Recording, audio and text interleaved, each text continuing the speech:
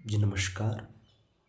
आज हम लोग जिस विषय के ऊपर बात करेंगे वह विषय है धन की अवधारणा। कि हम धन को किस रूप में देखते हैं। सामान्यतः जिसे हम मुद्रा कहते हैं वह किसी भी वस्तु के मौद्रिक मूल्य का नाम है और यह मौद्रिक मूल्य सांख्यिक होता है। तो हम विभिन्न मुद्राएं जारी करते हैं और गणना के हिसाब से मुद्रा का व्यवहार करते हैं। अगर आप मनुष्य सभ्यता में मुद्रा के योगदान के बारे में विचार करोगे तो देख पाओगे कि मुद्रा के इर्द गिर्द लगभग दुनिया की सभी सभ्यताओं का उत्थान और पतन हुआ है। ये बात अलग है कि अलग अलग समय में जो मुद्रा की अवधारणा है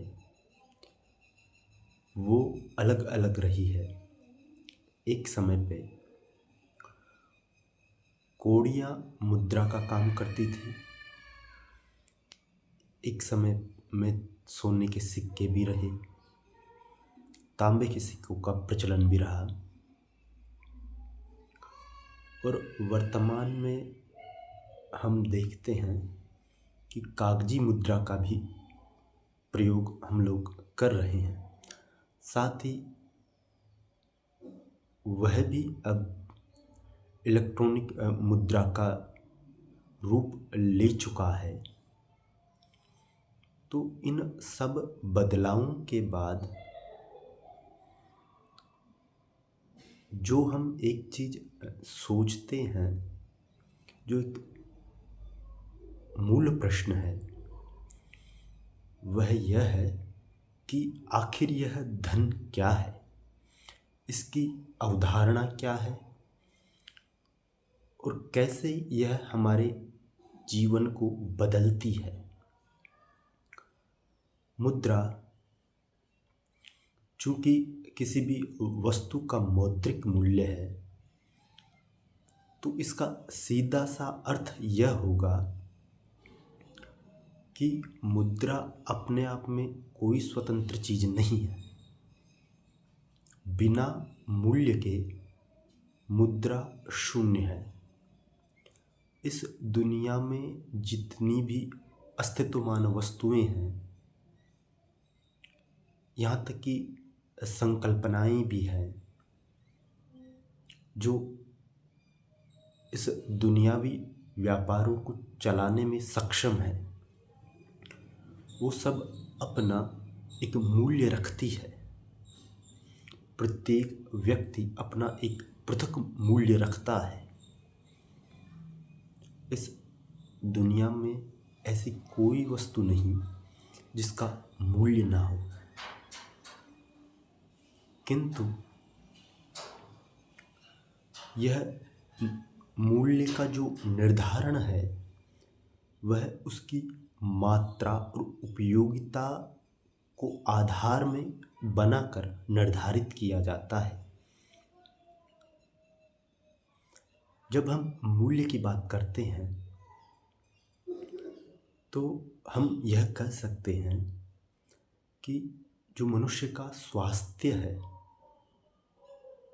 वह अपने आप में एक मूल्य है और उस मूल्य से मुद्रा का सृजन किया जा सकता है। किसी व्यक्ति में कोई प्रतिभा है तो वह अपनी उस प्रतिभा के माध्यम से मुद्रा का सृजन कर सकता है।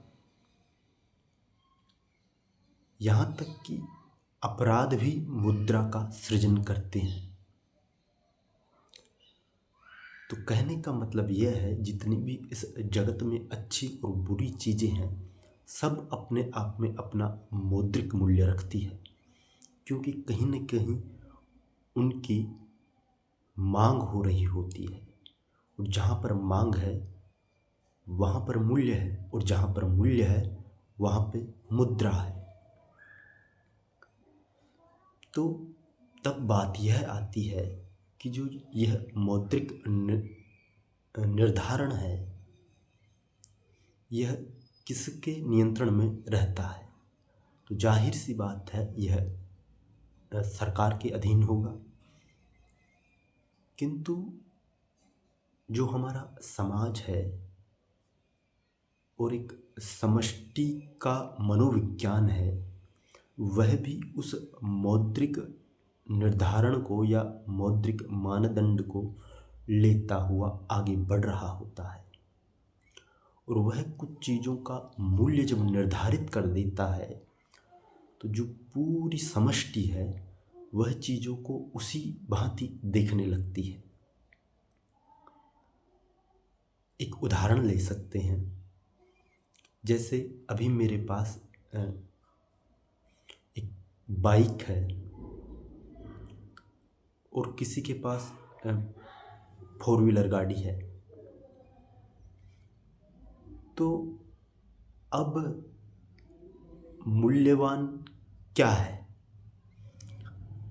अगर उस जो 4 व्हीलर गाड़ी है उसकी संख्या ज़्यादा है, उसका उत्पादन ज़्यादा हो चुका है, तो उसका मूल्य गिर जाएगा।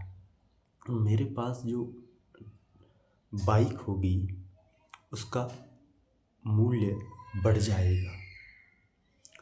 तो चीज़ों का मूल्य उनकी संख्या पर भी निर्भर करता है, और एक बहुत बड़ा मानदंड उनकी संख्या ही होती है।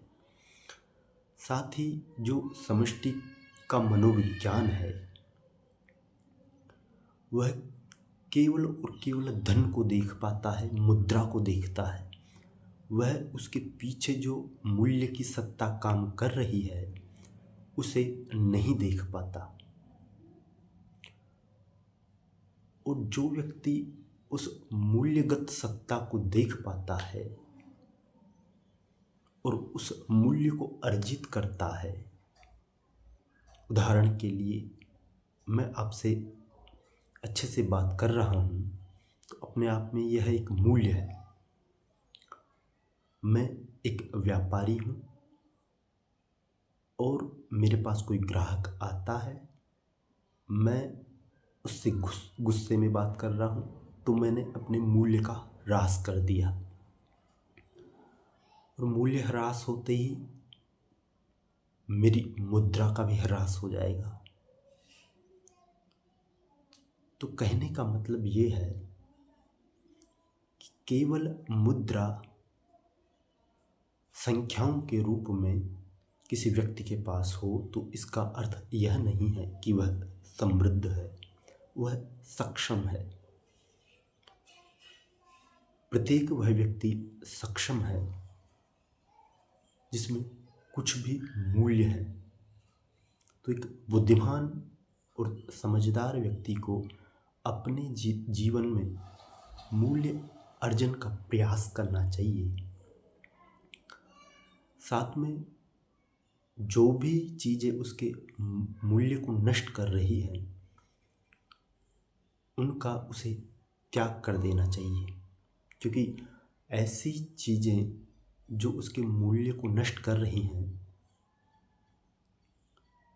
वे चीज़ें उसके धन को भी नष्ट कर रही होती हैं। और जो धन की संकल्पना है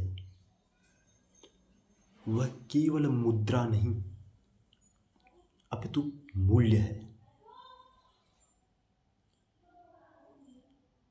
तो यह भी हो सकता है कि आपके पास एक अलग व्यय में मूल्य हो, किंतु आप अपने मूल्य की तुलना किसी गणनाधारी व्यक्ति से कर रहे हो जिसके पास मुद्रा है। तो मुद्रा होने का अर्थ यह होगा कि वह ज़्यादा चीज़ें खरीद सकता है, वह ज़्यादा चीज़ों का उपभोग कर सकता है, किंतु हमारे शरीर और इंद्रियों की भी एक सीमा है। उससे बाहर हम धन का उपभोग नहीं कर सकते या मुद्रा का उपभोग नहीं कर सकते। तो जो मैं कहना चाह रहा हूँ वह यह है कि मुद्रा के मौद्रिक मूल्य के ऊपर ही हमारा ध्यान नहीं होना चाहिए। हमारा ध्यान जिस ओर होना चाहिए वह है मूल्य अर्जन। हम जितना मूल्य अर्जन करते हैं हम उतने ही मूल्यवान होते हैं, और व्यापार के जगत में या बाजार में हमारा मौद्रिक मूल्य उसी अनुपात में बढ़ता जाता है। दूसरी बात जो है वह यह है कि जो व्यक्ति अपने मूल्यों की तुलना दूसरे व्यक्ति के मूल्यों से करता है वह कहीं न कहीं दरिद्र है। व्यक्ति को अपने मूल्य को निखारना चाहिए, न कि किसी अन्य के मूल्यों से तुलना करके अपने आप को कमतर आके या अपने आप को ऊंचा समझे। यह दोनों ही स्थितियां अविवेकपूर्ण है। अब जो पश्चिम का समाज है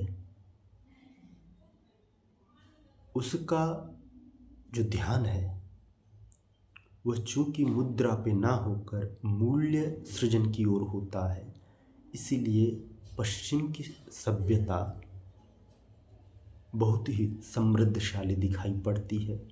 और पूर्व के लोगों का ध्यान चूंकि मुद्रा के बाह्य रूप पर होता है, उसके पीछे जो निहित मूल्य है उनकी ओर नहीं होता, तो इसी के कारण पूर्वी देश दरिद्र हैं। यहाँ पे जो मैनेजमेंट है वो बहुत ही कमज़ोर है, क्योंकि यहाँ कोई भी अपने काम को बढ़िया तरीके से नहीं करना चाह रहा है।